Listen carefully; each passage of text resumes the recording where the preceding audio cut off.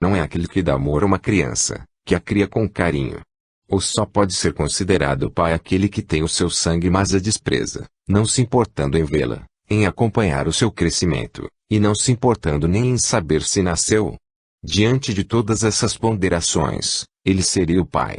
Quando visse o bebê, João se encantaria e esqueceria todos os seus pensamentos e receios.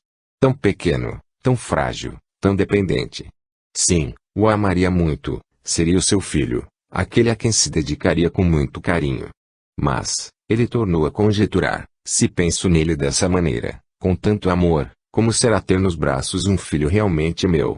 Depois que esse tiver crescido mais, eu quero ter, com a Marilis a quem tanto amo, um filho só meu, e ela, depois de tudo, não me negará. Assim teriam 2 filhos, tratados com o mesmo amor, sem nenhuma diferença, mas um deles teria o seu sangue, seria seu, dando-lhe a agradável sensação do que é ser verdadeiramente pai, em toda a extensão do significado das palavras, amor e sangue, cuja sensação queria experimentar. Ainda era muito cedo para tocar nesse assunto com a Marilis, porém, a hora que julgasse propícia, lhe falaria, e ela, se fosse reconhecida, não recusaria e até ficaria feliz em agradecer-lhe com um filho realmente dele. Interrompendo todas essas reflexões, João viu uma enfermeira entrar no quarto, trazendo um bebê nos braços, todo enroladinho nas roupinhas que a Marilis lhe preparara. O calor que elas lhe proporcionavam, e o aconchego dos braços que o sustinham, davam-lhe segurança e paz, como se ainda estivesse abrigado e protegido no corpo da mãe. João ergueu a manta que o impedia de ver todo o seu rostinho, olhou e achou lindo. Dizer que era parecido com a mãe, também muito bonita, era prematuro. O pai não conhecia, mas, como recém-nascido ainda não revela com firmeza e nitidez os traços de nenhum dos dois, considerou-o muito bonitinho. Seus olhinhos estavam fechados e ele dormia tranquilamente, recuperando-se do cansaço das primeiras horas de vida à luz da terra. Colocado ao lado da mãe para continuar a receber um pouco do calor materno com o qual estivera habituado, ele nem acordou. Ela olhava-o com certa ternura, mas não se percebia em seu rosto aquela alegria franca e aberta que demonstram as mães ao receber, a seu lado, bem aconchegadinho a seu corpo, o filhinho querido que acaba de nascer. João considerou-a constrangida para demonstrar, efusivamente, a sua felicidade em receber o filho de outro homem diante do marido traído, que, não obstante por amor, soubera compreender e perdoar. A partir daquele dia, uma nova etapa de vida começaria para ambos. João utilizava-se de toda a sua força para harmonizar seu íntimo com os sentimentos frustrantes que ainda carregava, a fim de viverem felizes, não apenas na aparência, mas também na alma. A recuperação de Amarilis foi normal e, em poucos dias, estava de volta ao lar, para se adentrar numa nova rotina de vida que a chegada de um bebê impõe a todos, sobretudo à mãe, a quem cabe os cuidados mais especiais de dedicação e amor. Os dias sucediam-se. O pequeno desenvolvia-se sádio e forte, e já sorria a presença do pai que aprendera a tomá-lo em seu colo, procurando ver, naquela criança, o próprio filho. Quando tiveram de decidir o nome do bebê, Amarilis, um tanto envergonhada e tímida, disse-lhe que, se ele não se importasse, como gratidão a tanta compreensão que demonstrara e ao amor que parecia, já dedicava ao bebê, gostaria de lhe dar o seu nome, João Batista. João ficou um tanto surpreso com essa lembrança, e sentimentos desencontrados começaram a tumultuar sua mente. Seria justo colocar seu nome no filho de outro homem? E o pai da criança, como se chamaria? Nunca perguntara nem a esposa o revelara, e ele achava melhor assim para mantê-lo mais distante das suas decepções. Sem ter como recusar, ainda agradecendo, João concordou, mas, intimamente, pensava que gostaria de reservar seu nome a seu próprio filho, aquele que esperava, em mais alguns poucos anos, estivesse em seus braços de pai amoroso. Amarilis, porém, sabia por que o desejava. Outro, não teria mais. Não porque não pudesse, pois era forte e fértil, a questão era que não desejava. Outro filho, não queria. A sua postura anterior seria mantida. Bastavam para já lhe dar trabalho suficiente. Sem saber desses pensamentos da esposa, João esperava, mas soube se conformar com o nome que ela escolhera. Quando tivesse o próprio filho, para que o nome não fugisse à verdadeira paternidade, e como o seu já for utilizado, colocaria o nome do seu pai, dando-lhe muita alegria. O tempo foi decorrendo e, quando perceberam, o pequeno João já estava ensaiando os primeiros passinhos e as primeiras palavrinhas, para o encanto dos pais. João não mais se fazia tantas perguntas, não mais pensava tanto no passado e procurava, cada vez mais, receber aquela criança que já estendia os bracinhos para ele, com amor. Ao ouvi-lo pronunciar pela primeira vez, a primeira sílaba na qual antevia a palavra papai, sua alegria foi muito grande. Amarilis cuidava dele, tinha criadas que a ajudavam, mas não era muito paciente para suportar, nem suas pequenas manhas, nem os carinhos que ele queria lhe fazer quando desejava estar em seu colo. João já pensava em lhe falar sobre outro filho, aquele que seria seu, mas adiava essa conversa, porque não a sentia receptiva, sempre se queixando, sempre impaciente e nervosa. Depois que o pequeno João completou 2 anos, imaginou ter chegado a hora de lhe pedir o que tanto desejava, e, aproveitando-se de um momento de paz em que estavam juntos num jardim onde levaram o pequeno para passear, criou coragem e lhe falou. Enquanto o pequeno se distraía, disse que não deveriam ficar só com aquele filho, já estava na hora de pensar em um irmãozinho para ele que se distraía tanto com outras crianças, mas teve o cuidado de não lhe revelar o desejo de ter um filho realmente seu. Ao ouvir a sua fala, Amarilis, num repente jamais imaginado por João, respondeu irritada, você está delirando. Sabe que nunca quis filho nenhum, e esse, sabe como vim a tê-lo. Outro não quero. Já chega o trabalho que tenho com esse. Não toque mais nesse assunto comigo para não me ver aborrecida. João, estarrecido, sem querer ser indelicado, pois sempre soubera manter-se como o verdadeiro pai do pequeno, que assim havia decidido, surpreso pela indignação da esposa, respondeu, eu suponho que tenho direito a um filho que seja meu. Você prometeu não mais voltar a este assunto, e vejo que me enganou. Mostrou-se bom e compreensivo, mas agora vem com suas cobranças. Se fosse para pedir uma retribuição à sua generosidade, melhor que não a tivesse tido. Dizer que João estava desconhecendo Amarilis, faltaríamos com a verdade, porque ele a conhecia demais, porém, depois de tudo, imaginou que ela houvesse se modificado. Envergonhado porque ela começara a falar alto, pegou o pequeno, dizendo que era melhor voltarem para casa. Não pense você, que, em casa, este assunto será novamente discutido. Ele encerra-se aqui de vez, e nunca mais me fale nisso, para que não venhamos a nos desentender. Pobre João. Voltava para casa com as esperanças destruídas, com a tristeza envolvendo todo o seu ser e bastante decepcionado. Quando Amarilis lhe anunciou que esperava um filho de outro homem, como resultado de uma vil traição, sofrerá muito, mas se pudéssemos medir a intensidade do sofrimento que toma o coração das pessoas, podemos dizer, sem sombra de engano, que, naquele momento, sofria muito mais.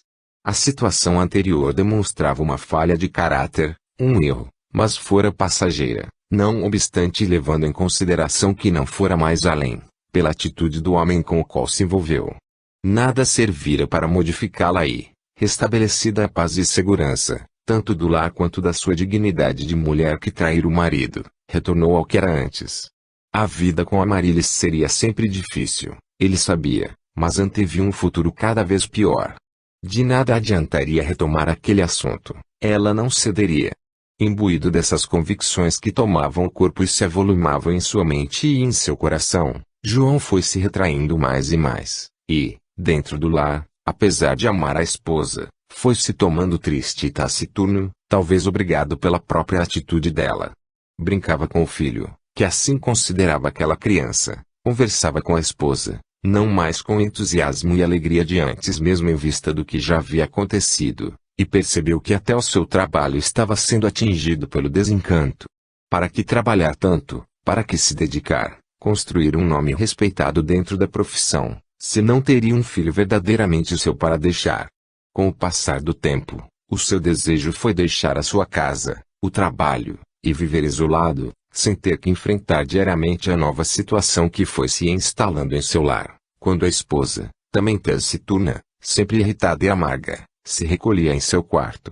Companhia para o marido e o filho, ela já não fazia. A criança ia crescendo mais apegada àquele que julgava seu pai, e, para não sofrer mais, até o quarto do casal João havia deixado.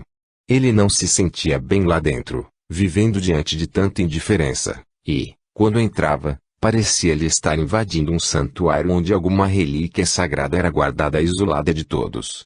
Assim imaginava que a Marilis estava se julgando. Ali, quem pudesse ter toda a visão do que já haviam vivido num passado não tão distante, da vida que tiveram na encarnação precedente, não poderia supor que fosse possível haver uma cópia do que havia sido para o que estava acontecendo. Não seria possível, depois de tanto sofrer, de tanto ter malbaratado toda a existência por convicções errôneas criadas por si mesma, depois de saber toda a verdade dos fatos e ter prometido tanto para poder ter a permissão de uma nova existência com aqueles com os quais conviver anteriormente, para ressarcir seus erros, que tudo se repetisse outra vez. Como poderia acontecer? Não estava ela preparada para o que tão ardentemente desejou? E o pobre João, que muito já havia sofrido nas mãos da então Virgínia e agora Marilis, como suportaria a nova carga de sofrimentos, apesar do grande amor que lhe devotava? Naquela época ele deixara o lar porque fora expulso e obrigado a viver longe dos filhos. Nessa existência, seu sofrimento não era menor, porém, permanecia no lar, junto do filho que não tinha culpa de nada. Por isso mesmo, talvez, seu sofrimento fosse maior. Ele havia somente quando ela deixava o quarto, se, nesses momentos, estivesse em casa. Apesar de tudo, tinha a companhia do garoto, que, com ou sem os carinhos e atenções da mãe, crescia e já estava ingressando no mistério das primeiras letras e começando a desvendá-lo todo. O próprio João auxiliava, e era com ele, mesmo sem ser seu filho, que tinha um pouco de alegria no lar. O garoto sempre interrogava o pai do porquê de a mãe andar sempre irritada e fechada no quarto, explicando-lhe, inocentemente, que nada havia feito, que não desobedecera a ela. Às vezes, pela sua incompreensão, perguntava se ela não estava doente. João dava-lhe algumas explicações, ele satisfazia-se momentaneamente, mas, depois, as mesmas indagações retomavam. 14. Desfecho. Cada vez mais aquela situação no lar se tornava insustentável. O pequeno João revelava-se um menino de bom caráter, porém, ressentia-se da falta da mãe, dos seus carinhos, mas ia crescendo, estudando e mais apegado ao pai. O tempo passava. A Marilis se transformara numa pessoa amarga, perdera o encanto pela vida, e, inexplicavelmente, vivia, dentro do lar, quase que em completa reclusão em seu quarto. Nem as ordens tão necessárias às criadas para que as atividades domésticas se desenvolvessem com naturalidade e eficiência elas transmitia. Às vezes as serviçais se sentiam meio perdidas no desempenho das obrigações, conquanto as duas, na rotina diária, soubessem bem como conduzi-las. O suprimento doméstico era efetuado por João, acompanhado pelo filho, quando podia levá-lo, mas a Marilis era indiferente a tudo. Alimentava-se, nem sempre à mesa com o marido e o filho, pois, com frequência, pedia-lhe fosse levada uma bandeja no quarto. Até a sua beleza perdera o viço. A vaidade, perdera toda, e não raro ela saía do quarto sem ter passado um pente pelo cabelo. João andava preocupado. Dentro das suas angústias e frustrações, indagava-se o que havia feito para que ela tivesse se transformado tanto, mas nunca encontrava resposta. Sempre a amara, renunciara ao seu amor próprio, ao seu orgulho ferido para aceitar uma situação que o constrangera e o decepcionara, tudo para não perdê-la e não deixá-la só numa contingência muito difícil, e o que recebera em troca. Não que desejasse o seu reconhecimento constante que se curvasse ante ele pelo que recebera de bom, mas, pelo menos, que tivesse se mantido numa vida normal dentro do lar, sem tantas amarguras e sem desprezá-lo. Às vezes lhe voltava à mente aquele desejo de tudo abandonar, mas se afastasse de casa, o que seria deles? O que seria dela num momento de necessidade, quando alguma enfermidade a acometesse? O que seria do filho, tão esquecido pela mãe, e tão apegado a ele? Com o decorrer do tempo a Marilis ficava cada vez pior. Certa vez passou 2 dias sem vê-la. Ela não deixara o quarto, as criadas serviam-na, e uma delas, ao cabo do 2º dia, disse-lhe: Doutor, a senhora não está bem. O que tem ela de diferente de tudo o que tem feito ou de como tem vivido? Ela nega e proibiu-me de falar ao senhor, mas vejo que não está bem de saúde. Está com febre alta, não tem se alimentado e recusa algum remédio que tenho lhe oferecido. Eu vou vê-la, não diga que lhe contei, saberei como fazê-lo. Não se preocupe. Cuidadosamente João foi abrindo a porta do quarto e, ao entrar, deparou-se com Amarílis indiferente à sua presença. Em outra oportunidade ela própria o expulsaria do seu refúgio, mas não reagiu. Abeirou-se da cama e, indagando o que ela estava sentindo, colocou a mão em sua testa e viu que queimava de febre. Imediatamente se retirou do quarto e telefonou a um médico, o que mais rapidamente encontrou na lista, pedindo-lhe que viesse à sua casa ver sua esposa, sem demora. Passou-lhe o endereço e nada mais. Em meia hora o médico chegava e foi conduzido por ele ao quarto de Amarílis. Ao entrar, João percebeu que ele se surpreendeu ficando transtornado. A aparência de Amarílis mudara. Mostrava os traços mais acentuados por algumas rugas precoces, entre seus cabelos despontavam muitos fios brancos, mas a fisionomia era a mesma.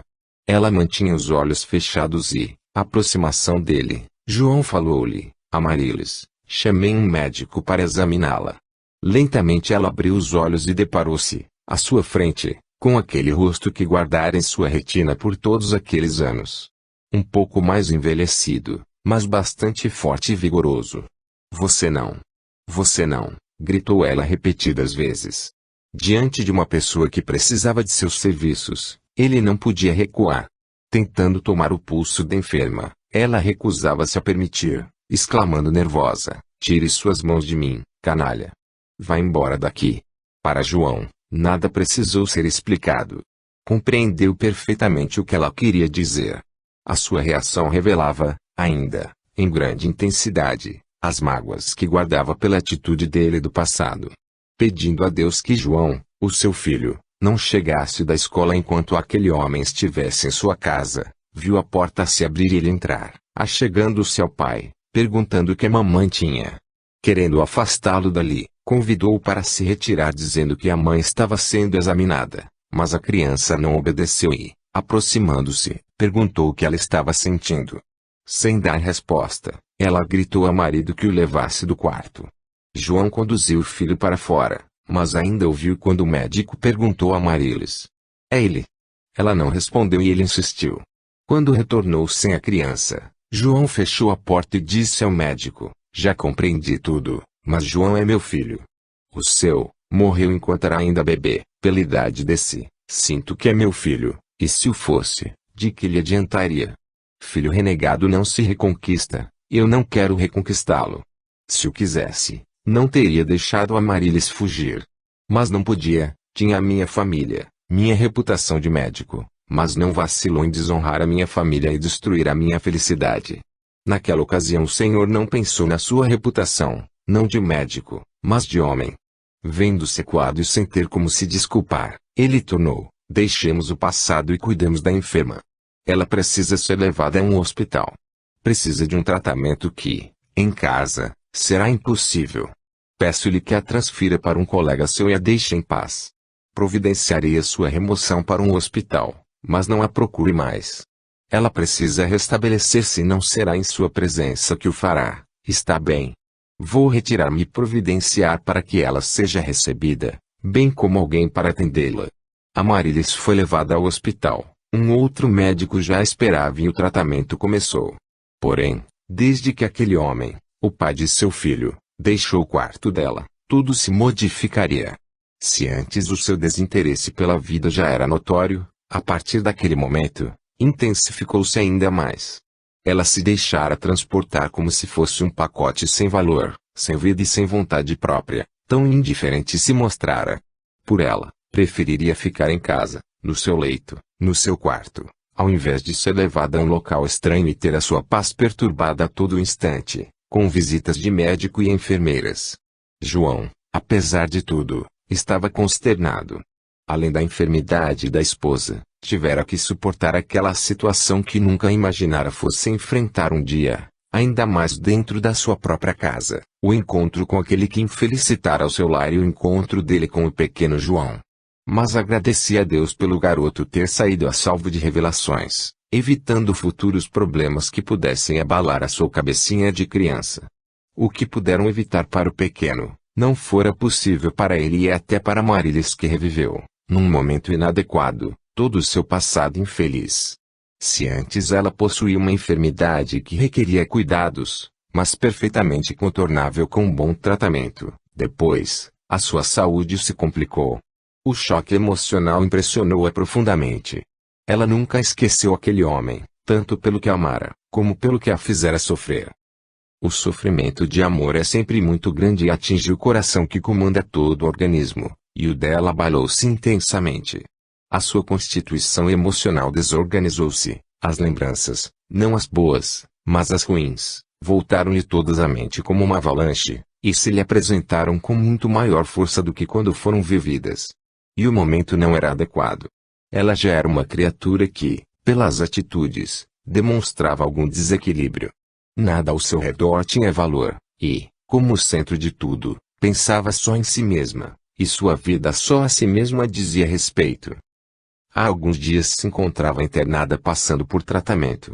João deixara o trabalho e ficava em sua companhia o tempo todo, mas ela ignorava sua presença. Nunca teve para ele nenhuma palavra de gratidão, nunca o chamou para perto do seu leito reconhecendo a sua dedicação. Era como se ele não existisse.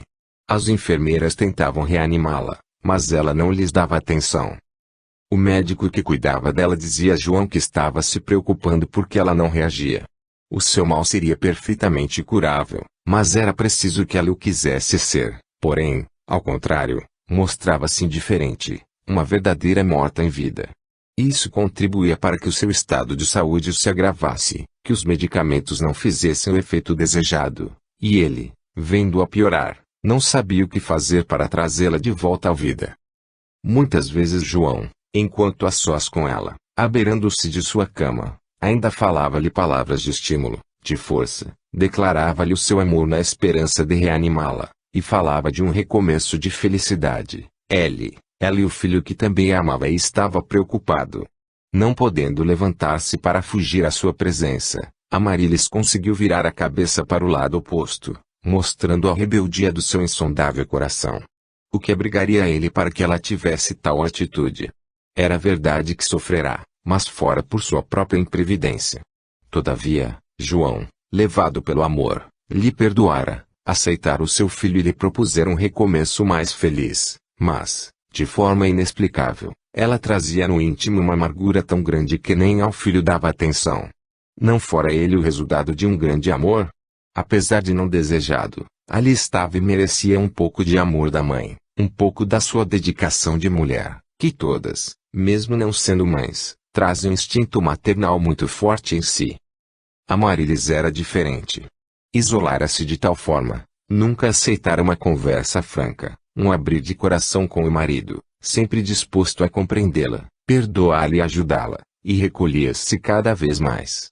João pensava até num tratamento médico, de ordem psiquiátrica, e a única vez que conseguiu abordar esse assunto com ela, com muito tato e delicadamente, teve a sua revolta aumentada, respondendo-lhe que não estava louca, e que o filho e ele a que a tomaram daquele jeito.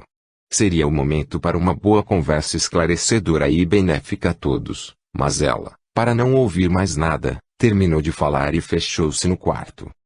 A situação era difícil, mas ele estava presente e as esperanças de que ela retomasse a vida normal, numa convivência que, se não fosse de amor, fosse pelo menos de amizade e camaradagem para que o filho crescesse num ambiente melhor, ainda existiam. Agora, porém, que ela fugia da vida de modo proposital, seria mais difícil, tanto para ele quanto para o filho. Algum tempo Amarilis passou nessa indiferença, piorando de modo visível, até que, decorridos alguns dias em que não demonstrava nenhuma melhora nem vontade de viver, pela primeira vez, abrindo os olhos e vendo o marido a seu lado, disse-lhe com voz bastante enfraquecida que ele precisou aplicar bem os ouvidos para poder entender. Eu quero falar com ele. Com quem, minha querida? Com o nosso filho? Não, com o pai dele, porque revive lembranças tristes. Pense em se curar. Depois você falará. A sua presença, aqui, falha mal, é preciso, não haverá depois. Eu estou morrendo. Ah, Amarilis, o que você fez da sua vida? Poderíamos ser tão felizes. Chame-o antes que seja tarde demais. Está bem, se é isso que deseja, mas volto a lhe dizer, não será bom para você. Desde que aquele homem deixou a casa de João para providenciar a internação de Amarilis, ninguém mais o viu. Ele passou a paciente a seu colega, sem muitas explicações, e procurou manter-se afastado, não só para não ocasionar problemas a ela e ao marido, mas também para proteger-se de qualquer revelação. Naquele momento, porém, o próprio João devia procurá-lo para satisfazer a um desejo da esposa que supunha, não suportaria a enfermidade por muito tempo mais. Informando-se, soube que ele não se encontrava no hospital àquela hora, e pedido foi que o procurasse, assim que retomasse. Naquele resto de dia ele não apareceu. Na manhã seguinte, antes de passar em visita aos seus pacientes, foi ao quarto de Amarilis, bateu levemente à porta e entrou. João, que fazia companhia à esposa, avisou-a de que o seu pedido estava sendo satisfeito. Ela abriu os olhos e não mais o viu com nitidez. Seu mal se agravara, o quarto mantinha as cortinas cerradas, e, à meia luz, dificultava-lhe ainda mais a visão. Ele aproximou-se de João, antecipando-se, disse-lhe que ela desejava falar-lhe, acrescentando que estaria à porta do lado de fora, pronto para atender a qualquer necessidade. Ao perceber que o marido se retirara, pediu que ele se aproximasse e tentou olhar seu rosto, perscrutando-lhe os detalhes, mas sua visão turva impedia-lhe, e ela, com dificuldade, assim se expressou: queria tanto vê-lo pela última vez. Sinto-me desfalecer a cada dia e queria levar comigo a lembrança da sua presença a meu lado mais uma vez. Surpreso com aquela declaração, supondo que ela o odiasse, sem nada dizer, tomou suas débeis mãos e continuou ouvindo-a. Minha vida, depois que nos separamos, perdeu o sentido. Meu marido é muito bom, perdoou-me e eu esforcei-me, mas não consegui. Para não maculá-lo mais, preferi afastar-me. Percebendo que ela se cansava e fazia muitas pausas, disse-lhe: não precisa dizer mais nada. Eu também nunca a esqueci. Se isso a deixa feliz, preciso falar o que tenho sufocado estes anos todos. Sou muito infeliz. A vida perdeu encanto para mim e, sem você, não soube viver. Por isso prefiro morrer, e o seu filho, nada lhe representa. Não se esforçou para viver por ele. Ele é o nosso filho, seu marido disse que o nosso havia morrido, para que você não o procure. João ama-o como se fosse seu próprio filho e também é muito amado por ele que o julga seu pai. Mas eu, que nunca quis filhos, não fui uma boa mãe. Afastei-me dele também para não me lembrar de você o tempo todo. Eu lutava para esquecê-lo. Por que nos encontramos tão tarde? Porque não foi com você que eu me casei.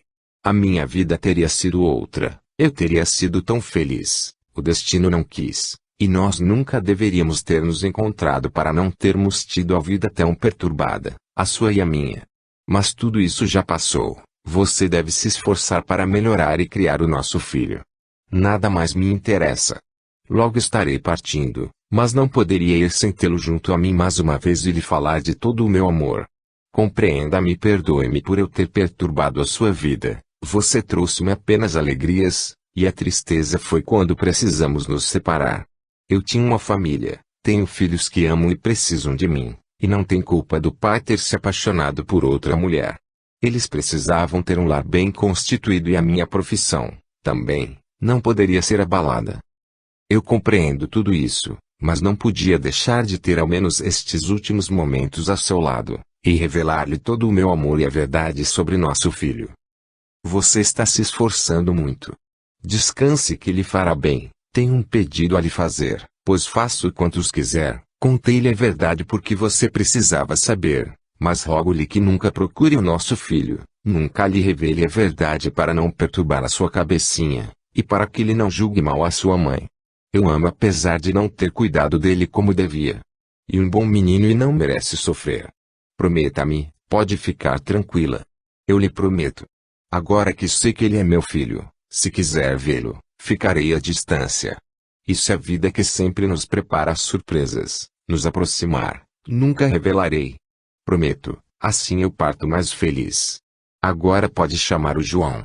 Antes de se retirar, ele curvou-se, deu-lhe um beijo na testa, pedindo-lhe: perdoe-me, Perdoe-me. João foi chamado e entrou no quarto, encontrando-a novamente com os olhos fechados, sem dizer nenhuma palavra, sem fazer o menor comentário. Nessa mesma posição, perdendo as forças cada vez mais, ela se manteve, mas, ao cabo de 2 dias, partia para sempre. O pequeno João nunca fora chamado para vê-la, para que não tivesse uma impressão má da mãe, nem ela também nunca manifestou esse desejo. João estava inconsolável. Amava Marilis e a perdera para sempre. Se antes não a tinha mais, nem o seu amor nem a sua companhia, restava-lhe a esperança de que ela se modificasse e ele a reconquistasse novamente. Todavia, depois da sua partida, nada mais lhe restava, a não ser, minuto a minuto, a lembrança de toda a vivência que tiveram, desde que a encontrara naquela festa. Ah, quantas coisas mudaram! Onde ficara o amor que ela sentira por ele? Onde se diluíra aquele entusiasmo demonstrado durante os preparativos para o casamento, e para onde fora aquela felicidade que ela dizia sentir, quando se uniram em matrimônio? O que acontecera para que a vida tivesse sido tão cruel para com eles? Da parte dele, por mais perscrutasse sua alma, nada encontrava que o acusasse, que justificasse aquela atitude que ela tomara nos últimos anos de sua vida, a não ser o desejo de um filho. E ela, que recusara a tê-lo com ele, foi ter com outro a quem amou e foi amada, mas abandonada. Ainda assim lhe perdoou e recebeu o filho de outro homem que nunca quisera saber quem era, mas que o destino lhe colocara à frente nos últimos dias de vida dela. Ah, como a vida tecia suas teias, ora emaranhando as pessoas, ora abrindo-se e mostrando-se tal qual era, revelando segredos que escondera por tanto tempo. O que seria dele e do filho? João não sabia o que Marilis tinha conversado, nos últimos dias de sua vida, com o homem a quem amara, e temia que ele o procurasse para reclamar o filho. Contudo, com que direito o faria? Sempre o ignorara, não sabia sequer se ele nascera, se estava vivo ou morto, e não podia, agora, reclamá-lo. Lembrava-se de que lhe dissera, no dia da sua visita como médico a Marilis, que o filho dele havia morrido, porém, o que lhe revelara a ela quando mandara chamá-lo para uma conversa. Seu íntimo era um turbilhão de pensamentos desencontrados, de indagações e de receios. Seria preciso falar com ele. O pequeno João não poderia sofrer mais. Perdera a mãe de quem nunca tivera um carinho, a não ser enquanto ainda bem novo, quando ela se esforçava para se modificar, mas depois, vendo infrutíferos os seus esforços, entregara-se totalmente ao isolamento dentro do próprio lar. Agora não poderia perder o único ser que lhe restara, e que o tinha como pai, por desconhecer a história da mãe. Mesmo sem ter tido muitos carinhos da mãe, ele a amava e sentia muito a sua morte. Não poderia perder também o pai e viver com um estranho apenas porque o gerara. Preocupado e temeroso, João imaginou que se o procurasse para um entendimento, poderia tranquilizar-se. Sabia que ele não iria se importar com o filho, mas não sabia o que a Marilis lhe dissera ou pedira. Sabia também que não tinha o direito de invadir a privacidade daquela conversa, mas, como um inocente poderia estar envolvido nela, resolveu fazê-lo. Decidiu ir ao hospital, porque mais detalhes da sua vida ele não os tinha, e, mesmo que os tivesse, nunca o procuraria em casa para não levar problemas a quem não merecia, a sua família. Ele não fora respeitado, mas não era por isso que desgraçaria a vida de outros. Uma semana após o infausto acontecimento, João foi ao seu consultório, como um paciente. Ao se deparar com o marido de Marilis, transtornou-se mas nada disse, esperando a manifestação dele. João, por sua vez, cumprimentando-o, falou-lhe: "Desculpe-me por tê-lo procurado aqui em seu trabalho, mas não podia ser diferente. Não quero ser indiscreto, mas desejo saber o que a Marilis lhe falou naquele dia em que pediu para chamá-lo. Jamais eu faria isso, mas um ponto muito importante, que não preciso revelar neste momento, obriga-me a tal atitude. Eu sei o que o aflige. E o seu filho, não é mesmo?" "Sim. Conforme lhe disse, o seu morreu tão logo nasceu, e aquele que o senhor viu é meu, nasceu depois. Entretanto, conhecendo minha esposa como a conheci, temo que ela tenha me desmentido para enganá-lo e fazê-lo sentir que tem um filho com o qual nunca se importou. Não. O senhor está enganado. Ela apenas confirmou o que o senhor havia falado, dizendo-me que a nossa separação, desculpe-me o que vou dizer, pois deve ser doloroso para o senhor ouvir, mas tranquilizou, fê-la sofrer tanto, que a criança nasceu com problemas de saúde e não resistiu.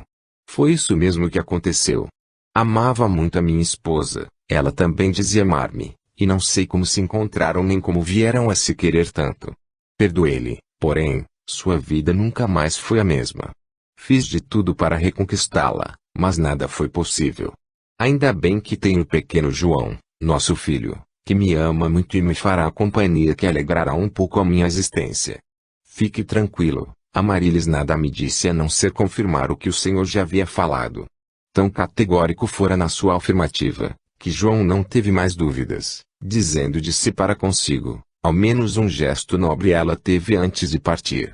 Agora viverei com ele, sem receios, e o tempo curará a grande ferida que trago no peito. Quem sabe, juntos, ainda possamos ser felizes.